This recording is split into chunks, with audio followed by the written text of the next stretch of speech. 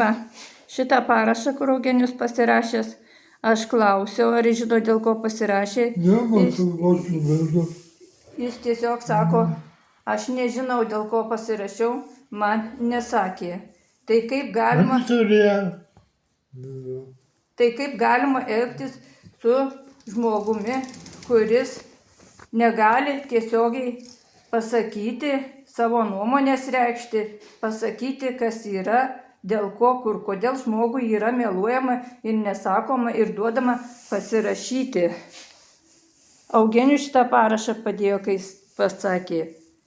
Jam nesakė, dėl ko pasirašo. O šitą, kad tu pinigų neturi? Pinigų? A. O kam tau reikia?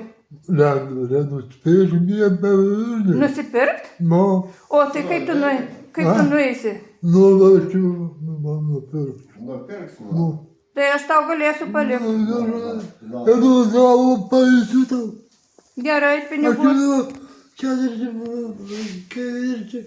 O tai gerai, Eugenijau, dabar sakyk. Kai tu sakai, gali kas nors nupirkti ar kas nupirkti.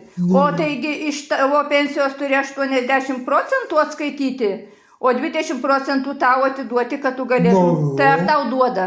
Negaunu. Negaunu? Paima, taigi šitie globos namai, bet tau 20% turėtų duoti, tai kol jie neduoda. Ne, atiduos. Atiduos, sakė? Jei to ne, nepaima. Nu tai gerai, jeigu atiduos.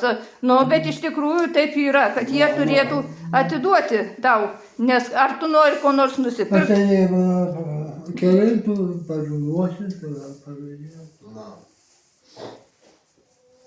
Dar gauni. Čia. Ką? Ne, aš tai nefilmuoju, Jonai, nebijok niekur, nepakliūsi, aš niekur aš tavęs nebijau. Ne. Tai kad dar tau nieko ne. Nuvertas.